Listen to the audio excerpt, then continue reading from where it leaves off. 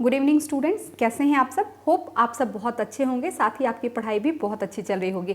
तो 71st BPSC को लेकर चल रहा हमारा ये बिहार स्पेशल सेशन, जिसमें हम बिहार से रिलेटेड सारे एमसीक्यूज़ को कवर अप करने वाले हैं, ताकि हम जब एग्ज़ाम हॉल में बैठे तो हमारे लिए सारे क्वेश्चन जो है वो बहुत ही ईजी हो जाए। ठीक है, तो चलिए, जो लोग पहली बार जुड़ रहे वो जाकर प्रीवियस क्लासेस को भी कर रहे, ताकि आपके पास भी बहुत सारा क्वेश्चन आपके पास आ जाए, आपके पास बहुत सारा जवाब आ जाए। जो बिहार से रिलेटेड जितने भी क्वेश्चंस हैं वो हम लोग यहाँ पर कवर अप कर रहे हैं। तो चूंकि बिहार का इतिहास हमने शुरू किया है, और बिहार के इतिहास में हमने शुरू किया था एंसेंट हिस्ट्री वाला पार्ट। जो एंसेंट हिस्ट्री वाला पार्ट था वो हमारा कंप्लीट हो चुका है पूरा। उससे रिलेटेड जितने भी एमसीक्यूज हो सकते थे उसको हमने कवर अप किया है। तो जो लोग नहीं जुड़ रहे वो सारा एमसीक्यू प्रीवियस क्लासेस का कर ले, ताकि आपके पास भी ढेर सारा कलेक्शन हो जाए क्वेश्चंस का, और वहाँ पर आप कुछ कुछ नोट डाउन भी करते हुए चलेंगे। और चलिए, मैं फिर से मान कर चलूँगी कि आप हमेशा की तरह अपने क्वेश्चन के आंसर को फटाफट से देते जाएंगे। क्वेश्चन को यहाँ पर वीडियो को रोकेंगे और अपने आंसर्स को देंगे, ठीक है, और बाद में आप मेरे साथ कंटिन्यू करेंगे। ठीक है, तो चलिए देखते हैं हम। चूँकि आज हमें पढ़ना है, अब हमें मध्यकालीन बिहार से क्वेश्चंस को देखना है, यानी कि अब हम मिडाइवल हिस्ट्री की तरफ आ चुके हैं। एंसेंट हमारा खत्म हो चुका है, और उसमें भी जो पहला टॉपिक है हमारा वो है बिहार में तुर्कों का आगमन। तो इससे रिलेटेड जो क्वेश्चंस है उसको चलिए कवर अप कर लेते हैं। चलिए देखते हैं क्वेश्चन को। पहला क्वेश्चन क्या है? पहला क्वेश्चन है, बिहार का प्रथम मुस्लिम विजेता कौन था? तो देखिए, ये पूछा भी जा चुका है बीपीएससी प्रीवियस ईयर के एग्जाम्स में। ठीक है, तो ऑप्शन क्या है? मलिक इब्राहिम, इल्तुतमिश, बख्तियार खिलजी, या अली मर्दान खिलजी, या फिर उपयुक्त में से कोई नहीं, या उपयुक्त में से एक से अधिक। ठीक है, तो ऑब्वियसली मैं ये उम्मीद कर रही हूँ कि आपने एकदम सही आंसर दिया है, बिल्कुल बख्तियार खिलजी। ठीक है, तो ये बख्तियार खिलजी बिहार का प्रथम मुस्लिम विजेता। ठीक है, तो इसको आपको ध्यान में रखना है। ठीक है, और बख्तियार खिलजी आगे आपका सवाल भी बनेगा, इसलिए मैं अभी नहीं बता रही हूँ। बख्तियार खिलजी से रिलेटेड एक बहुत ही फेमस क्वेश्चन या फिर फेमस सवाल आप कह सकते हैं, जो अक्सर पूछा जाता है। वो किससे रिलेटेड है? एक यूनिवर्सिटी से रिलेटेड है। तो चलिए, होप आपको आगे वो क्वेश्चन मिलेगा। ठीक है, चलिए अगला क्वेश्चन हम देख लेते हैं। बिहार में तुर्क सत्ता का संस्थापक कौन था? ठीक है, तो बिहार में जो तुर्क सत्ता जो स्थापित हुई, तो पूछा जा रहा है उसका संस्थापक कौन था? मलिक हिसामुद्दीन, इब्ने बख्तियार खिलजी, इल्तुतमिश, या फिर कुतुबुद्दीन ऐबक। तो आपका आंसर क्या है? इब्ने बख्तियार खिलजी। ठीक है, तो ये ध्यान रखिएगा। ठीक है, बख्तियार खिलजी। तो इसी ने तुर्क सत्ता को स्थापित किया था। कहाँ पर? बिहार में। ठीक है, इसको ध्यान में रखिएगा। अगला क्वेश्चन देख लेते हैं हम। अगला क्वेश्चन देखिए क्या कह रहा है कि बख्तियार खिलजी की बिहार में पहली महत्वपूर्ण विजय थी। तो चूंकि जो बिहार में इसने अपने सत्ता को स्थापित किया, तो बिहार में सबसे महत्वपूर्ण विजय कौन सा था, कहाँ पर था? ठीक है, बिहार शरीफ, ओदंतपुरी की, पटना की, भागलपुर की, या फिर मुंगेर की। तो आपका आंसर क्या होगा? बिहार शरीफ, ओदंतपुरी। ठीक है, तो ये नाम याद रखिए। अगर बिहार शरीफ ना देकर सिर्फ ओदंतपुरी ही दे तो आपको ध्यान रखना है। ठीक है, तो ओदंतपुरी, बिहार शरीफ। ठीक है, जो अभी का ये आधुनिक नाम है, ये पहले। ठीक है, तो अब देख लीजिए, इसको आपको ध्यान रखना है। बख्तियार खिलजी की बिहार में पहली महत्वपूर्ण विजय कौन सी थी? तो बिहार शरीफ की। ठीक है, इसको आपको ध्यान में रखना। चलिए अगला क्वेश्चन देख लेते हैं। अगला क्वेश्चन है, बिहार में तुर्क सत्ता की स्थापना हुई, मतलब तुर्क सत्ता की स्थापना बिहार में कब हुई थी? 1192, 1204, 1194, या फिर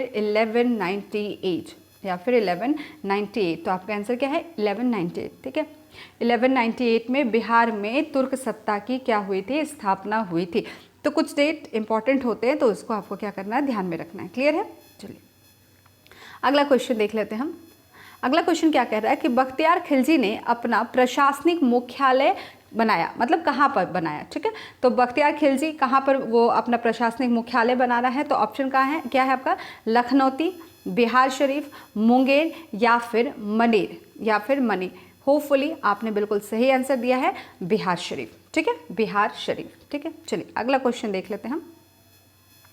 अगला क्वेश्चन है कि नालंदा विश्वविद्यालय को किसने ध्वस्त किया? देखिए, एक एग्जाम में ये पूछा गया, कार्यालय सहायक के एग्जाम में। ठीक है, तो अब देखिए, इसको समझिएगा। मैंने आपको शुरू में ही, अभी जब बख्तियार खिलजी का नाम आया था, तभी मैंने बोला था कि बख्तियार खिलजी का नाम आप आगे पढ़ेंगे। बहुत ही फेमस, मतलब बहुत बार बहुत से एग्जाम में पूछा गया क्वेश्चन है।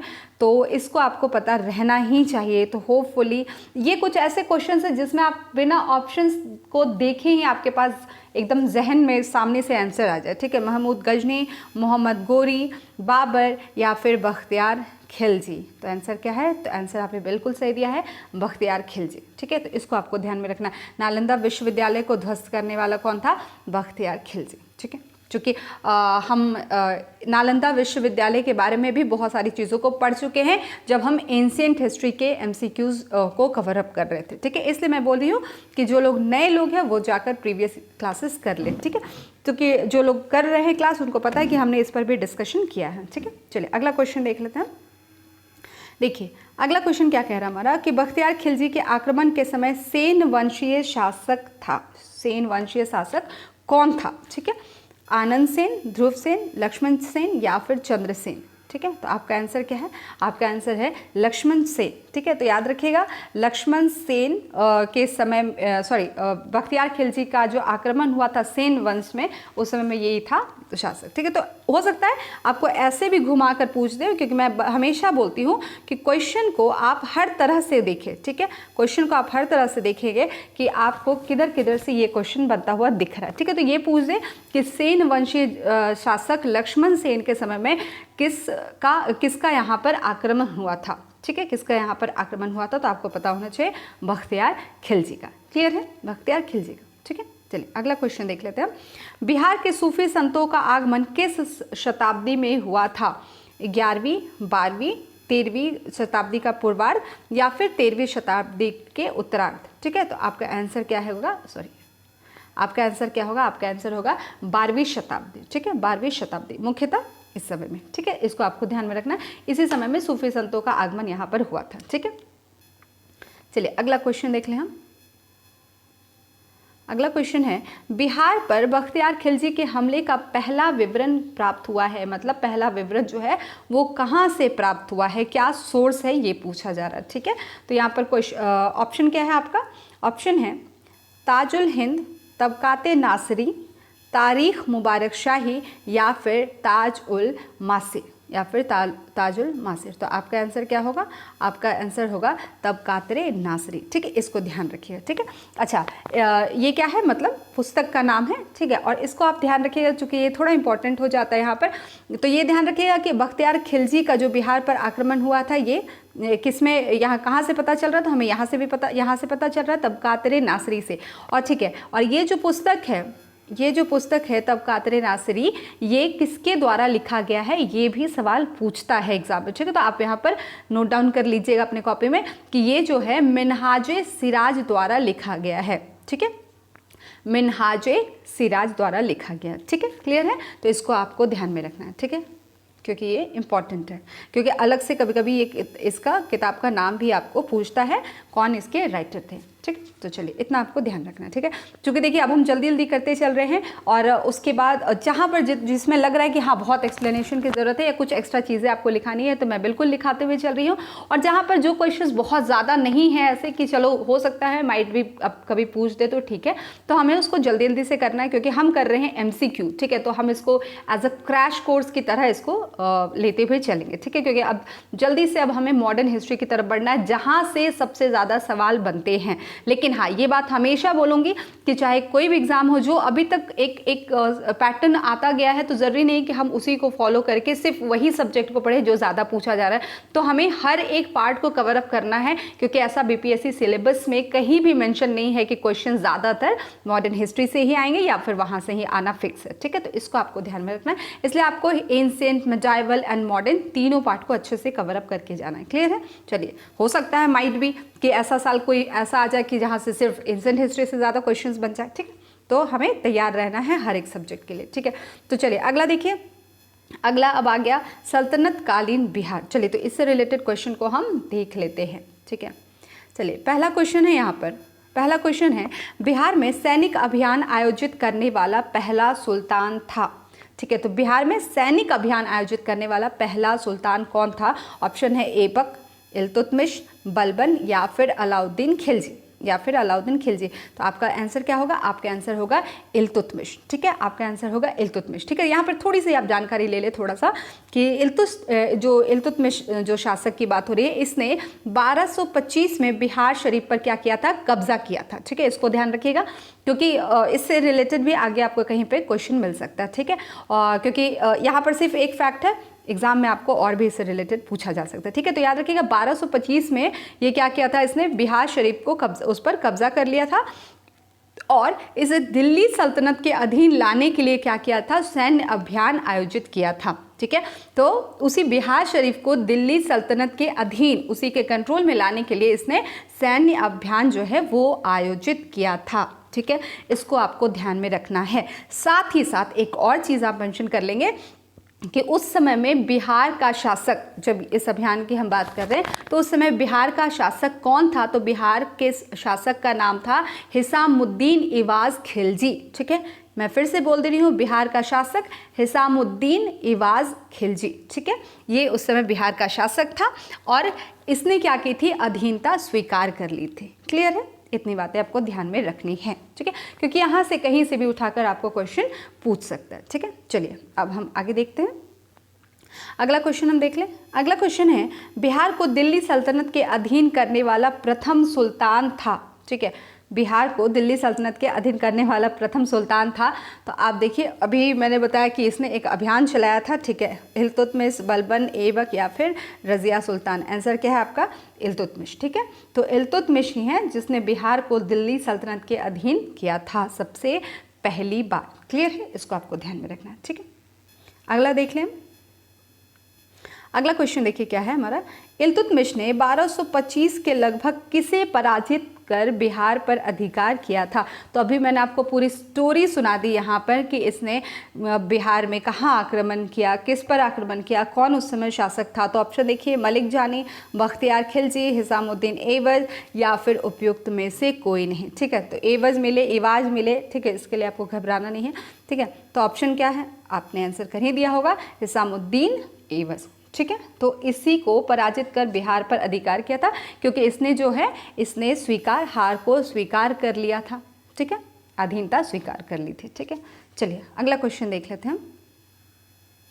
अगला क्वेश्चन है, किस काल में बिहार पर दिल्ली सल्तनत के सुल्तानों का निर्णायक वर्चस्व स्थापित हुआ? ठीक है, तो इसको आप समझ रहे हैं। तो यहाँ पर ये पूछा जा रहा है कि किस काल में, मतलब किसके समय में ये दिल्ली सल्तनत में सुल्तानों का एक वर्चस्व, जो निर्णायक वर्चस्व कहते हैं, वो स्थापित हुआ।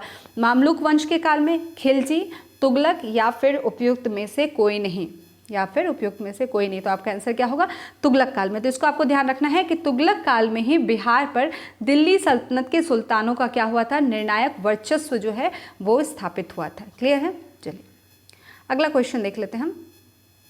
अगला क्वेश्चन है, बिहार के कर्नाट वंश के शासक हरि सिंह देव को पराजित करने वाला सुल्तान था। ठीक है, तो क्या पूछ रहा है? हरि सिंह देव को पराजित करने वाला सुल्तान कौन था? और हरि सिंह कौन? तो कर्नाट वंश के शासक। ठीक है, तो ऑप्शन देख लीजिए, अलाउद्दीन खिलजी, गयासुद्दीन तुगलक, इल्तुतमिश या फिर फिरोज शाह तुगलक।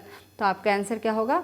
आपका आंसर होगा गयासुद्दीन तुगलक। ठीक है, इसको आपको ध्यान में रखना है। ठीक है, इसी ने इसको पराजित किया था। ठीक है, चलिए अगला क्वेश्चन देख लेते हैं। अगला क्वेश्चन है हमारा कि मोहम्मद बिन तुगलक ने बिहार के किस नगर का नाम तुगलकपुर कर दिया था? ठीक है, तो यहाँ पर पूछा जा रहा है कि बिहार का एक नगर था जिसका नाम क्या कर दिया गया? तुगलकपुर। तो ये किसने किया था? सॉरी, ये मोहम्मद बिन तुगलक ने किया था। ऑप्शन, क्वेश्चन क्या है? ये कर दिया था किस शहर का नाम बदल कर? तो ऑप्शन क्या है? दरभंगा, पटना, भागलपुर या फिर पूर्णिया। तो यहाँ पर आपका आंसर क्या होगा? दरभंगा। ठीक है, दरभंगा, तिरहुत। ठीक है, तो ये आपको ध्यान रखना। अच्छा देखिए, इसमें आप और भी क्वेश्चंस निकाल लें। ये तो आपको क्वेश्चन पूछ दिया गया कि मोहम्मद बिन तुगलक ने बिहार के किसी नगर का नाम क्या किया? तुगलकपुर रखा। तो किस नगर का नाम? तो किस नगर का नाम? तो दरभंगा का। ठीक है, दरभंगा का नाम तुगलकपुर रख दिया था। ठीक है, लेकिन अब यहाँ पर ये तो आपको यही पूछा गया, ये भी पूछा जा सकता है ना कि दरभंगा का नाम बदलकर तुगलकपुर किसने रख दिया? तो आपको पता होना चाहिए, मोहम्मद बिन तुगलक। ठीक है, क्योंकि देखिए इस तरह के सवाल को आप खुद ही बनाइए। जब ऐसे सवाल आए जहाँ से 3-4 सवाल, 2 सवाल, जितने भी सवाल आप निकाल सकते हैं निकालिए, तो उसको ज़रूर करिए। ये क्या होगा, आपके लिए ही हेल्पफुल होगा। ठीक है, तो ये भी सवाल बन सकता है कि तुगलकपुर का नाम किसने रखा था दरभंगा को बदलकर। ठीक है, तो मोहम्मद बिन तुगलक ने। या फिर देखिए सवाल और क्या बन सकता है कि दरभंगा का नाम बदलकर क्या कर दिया गया था तुगलक वंश के समय में, मोहम्मद बिन तुगलक ने इसका नाम बदलकर क्या रख दिया था। तो आपको पता होना चाहिए तुगलकपुर। अब और क्वेश्चन क्या हो सकता है कि मोहम्मद बिन तुगलक ने यही, अच्छा ये क्वेश्चन तो यहाँ दिया ही है कि तुगलकपुर का नाम किस शहर को कर दिया था। ठीक है, तो इतने सारे क्वेश्चंस आपको एक ही क्वेश्चन से अगर निकल रहे हैं तो ज़रूर निकालें और ज़रूर उसको कवर अप करें। ठीक है, चलिए अगला क्वेश्चन देख लेते हैं। अगला क्वेश्चन है कि दरभंगा में एक दुर्ग एवं जामा मस्जिद का निर्माण करवाने वाला सुल्तान था। ठीक है, तो यहाँ पर पूछ रहा है दरभंगा में ही एक दुर्ग और जामा मस्जिद का निर्माण करवाने वाला सुल्तान था, कौन हो सकता है। तो ऑप्शन क्या है आपके पास, गयासुद्दीन तुगलक, फिरोज शाह तुगलक, मोहम्मद बिन तुगलक या फिर इल्तुतमिश। तो आपको ध्यान रखना है आंसर क्या है, मोहम्मद बिन तुगलक। ठीक है, याद रखिएगा मोहम्मद बिन तुगलक ने दरभंगा में एक दुर्ग एवं जामा मस्जिद का निर्माण करवाया था। क्लियर है, ठीक है। चलिए अगला क्वेश्चन देख लेते हैं। तुगलक काल में बिहार की राजधानी थी। ठीक है, तुगलक काल में बिहार की राजधानी पूछी जा रही है, दरभंगा, बिहार शरीफ, भागलपुर या फिर पटना। तो बिल्कुल आपने सही आंसर दिया है, बिहार शरीफ। ठीक है, तुगलक काल में बिहार की राजधानी क्या थी, बिहार शरीफ। क्लियर है, इसको आपको ध्यान में रखना है। ठीक है, चलिए अगला क्वेश्चन देख लें हम। देखिए अगला क्वेश्चन क्या कह रहा है हमारा कि बिहार राज्य का नाम बिहार किसने दिया था। तो देखिए बिहार से रिलेटेड पढ़ रहे हैं, बिहार नाम हम देख रहे हैं आज, तो ये नाम किसका दिया हुआ है ये हमें पता होना चाहिए। तो ऑप्शन क्या है, मुगलों ने, मौर्यों ने, अंग्रेज़ों ने या फिर तुर्कों ने। तो आपको पता होना चाहिए ये नाम दिया है तुर्कों ने। ठीक है, तो बिहार राज्य का नाम आज जो हम बिहार देख रहे हैं ये नाम दिया गया है तुर्कों द्वारा। ठीक है, तो ऐसे भी आपको पता है कि इस बिहार नहीं पहले बोला जाता था, विहार कहते थे। बिहार इसलिए कहते थे क्योंकि बिहार में तो जो बौद्ध मठ वहाँ पर बौद्ध वगैरह जो आते थे तो उनके विहार का वो जगह था। ठीक है, तो इसको आपको ध्यान रखना है, इसीलिए ये नाम जो है ये बिहार से फिर बिहार हुआ। ठीक है, तो ये नाम किसने दिया, तुर्कों ने दिया। ठीक है, इसको ध्यान में आपको रखना है। अगला क्वेश्चन देखिए क्या है हमारा। अगला क्वेश्चन है बिहार राज्य का नाम बिहार किस काल में पड़ा। ठीक है, तो अभी हमने क्या देखा, बिहार का नाम बिहार किसने रखा, किसके काल में हुआ, तो तुर्कों ने रखा। ठीक है, और बिहार राज्य का नाम बिहार किस काल में पड़ा, किसके काल में पड़ा। ठीक है, तो ऑप्शन क्या है, मुगल, तुगलक, खिलजी या फिर मौर्य। तो आपका आंसर क्या होगा, तुगलक। तो ये आपको ध्यान में रखना है कि तुगलक के काल में ही क्या हुआ, बिहार राज्य का नाम जो है वो बिहार पड़ा। ठीक है, इसको आपको ध्यान रखना। चलिए अगला क्वेश्चन देख लीजिए। अगला क्वेश्चन है बिहार के तुगलक काल के सर्वाधिक महत्वपूर्ण प्रशासक